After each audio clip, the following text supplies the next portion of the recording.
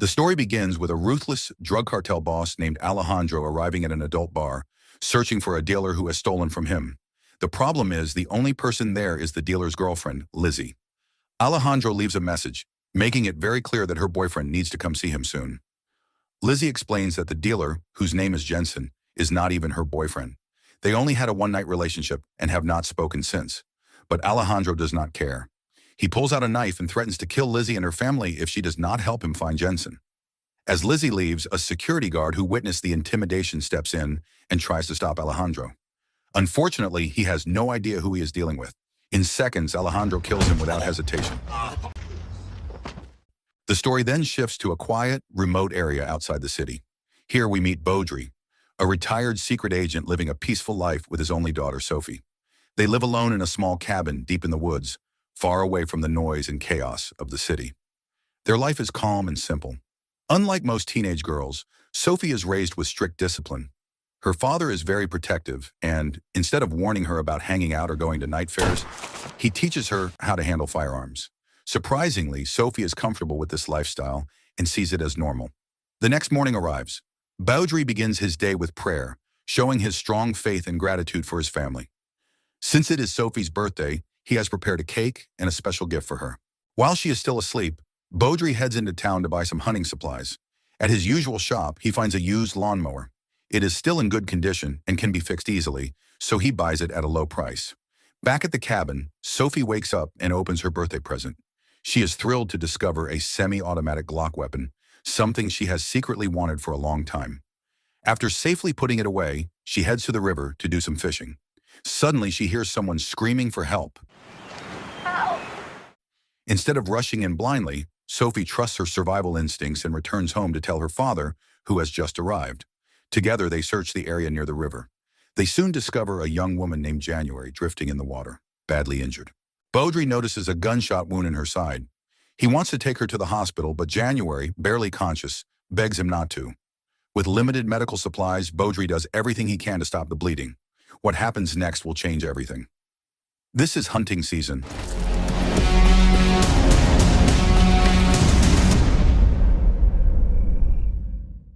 After treating her wounds, Sophie prepares warm chicken soup to help January regain her strength. As night falls, Beaudry warns Sophie to keep her distance. January is a stranger with a gunshot wound, and they have no idea who she really is. He simply wants Sophie to stay safe and understand the situation. The next morning, January wakes up and realizes her hand is cuffed to the bed frame. Sophie calmly explains that it is part of her father's safety protocol. Even though it feels unsettling, their intentions are genuine, and January understands that they are only trying to protect everyone involved.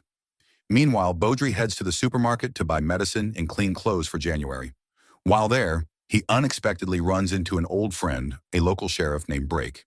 He is also introduced to Brake's new partner, Davenport, who has recently been transferred. After a brief conversation, they go their separate ways and continue with their day. Later that night, while Sophie is already asleep, January approaches Beaudry, who is still awake. She finally opens up about what truly happened. She explains that after coming home from work, she found her roommate Lizzie being tortured by two masked men. Even though she had nothing to do with it, she was also hurt during the attack. The two men then dragged both women to the river. They shot a man connected to Lizzie and threw his body into the water. January managed to escape for a moment, but was shot in the stomach before she could get away. Believing she was dead and carried off by the current, the attackers left her behind. At dawn, Beaudry searches along the river to confirm her story. He finds Lizzie's body caught between branches near the water's edge. Realizing that the killers would know January survived if they found the body, he makes the difficult choice to release it back into the river. Beaudry later tells Sophie everything he discovered. He struggles with the decision of whether to keep hiding January or turn her over to the authorities. However, Sophie insists on helping her recover, and Beaudry agrees to delay any decision. A few days later, as night falls, January finally steps outside again after regaining some strength. She finds Beaudry sitting quietly and thanks him deeply for saving her life. Without their help, she knows her fate would have been far worse. Seeing that January is recovering well, Beaudry reluctantly tells her that she will be moved to a clinic owned by an old friend starting the next day. He assures her that all expenses will be covered. Understanding the situation, January accepts his decision.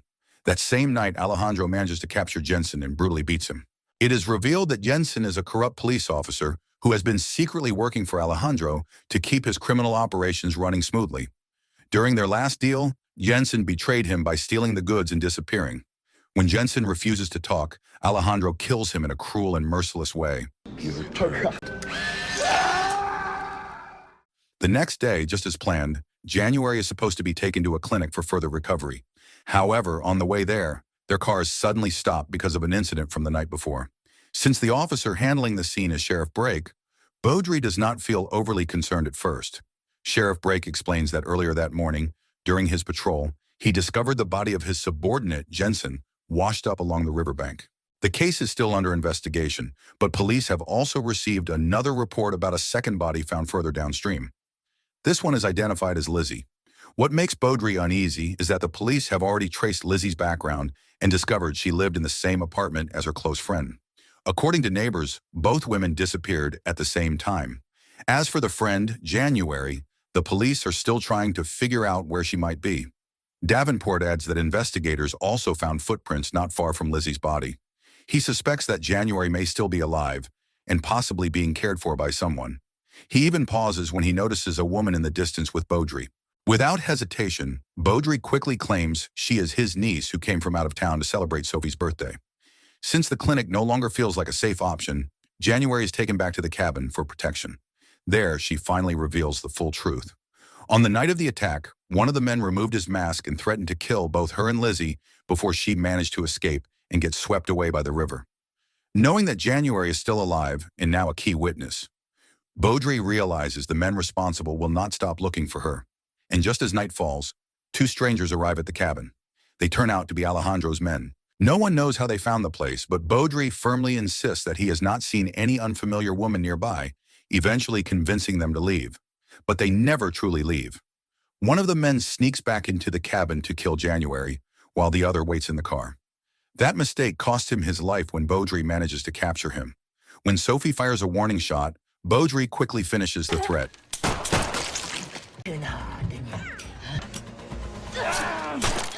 To erase any trace of what happened, Beaudry is forced to burn the bodies and dump the vehicle in an abandoned mine where it will likely never be found. When they return to the cabin, January breaks down and apologizes, knowing that her presence has dragged Beaudry and Sophie into something dangerous. Beaudry then meets privately with Sheriff Brake. He admits that the missing woman from the river is alive and currently under his protection. Knowing Alejandro will send more men, he asks the sheriff to keep this a secret and help move January out of the area. Before parting ways, Beaudry gives January a bundle of cash to help her start a new life. As Sheriff Brake drives her away, Sophie watches with teary eyes, knowing she has just lost someone who felt like family, and that this painful goodbye was the only way to keep her safe. The next morning, as they wake up, Sophie begins to worry about how January is doing. Beaudry feels the same concern and tries calling Sheriff Brake, but the number's no longer active. With no other choice, they decide to go directly to the police station to find him. While Sophie waits in the car, Beaudry is greeted by Davenport, who has just finished the morning assembly. Instead of explaining where Sheriff Brake is, Davenport casually shifts the conversation in different directions. He even suggests that Sheriff Brake might have been working with Jensen. But from what Beaudry knows, Sheriff Brake has always been an honest man who never accepted dirty money. That night, while Beaudry and Sophie are asleep, a strange car quietly parks near their cabin. The driver steps out, and it turns out to be Davenport. No one knows what his true intentions are, but he sneaks in while carrying a gun. Before he can act, Beaudry quickly ambushes him. Soon after, Davenport is tied to a chair with a lawnmower hanging right in front of his face. When questioned, he finally admits the truth. Sheriff Brake is already dead, and January was handed over to Alejandro shortly after her last meeting with Beaudry. Hearing that his closest friend is gone and that January has been captured, Beaudry demands to know where Alejandro is hiding. When Davenport refuses and even challenges him, Beaudry has no choice but to force the truth out of him. Once Davenport finally reveals Alejandro's location, Beaudry takes a moment to write a letter for Sophie. In it, he apologizes for failing to protect her the way he should have. He also tells her that if he does not return by morning, she must go to her grandmother's house in Mexico. Beaudry then heads to an abandoned factory, dragging the badly beaten Davenport along as leverage. There he is met by Alejandro, who greets him with confidence and threats, ready to eliminate both Beaudry and his captive. Unseen, Sophie secretly follows her father and a violent shootout breaks out.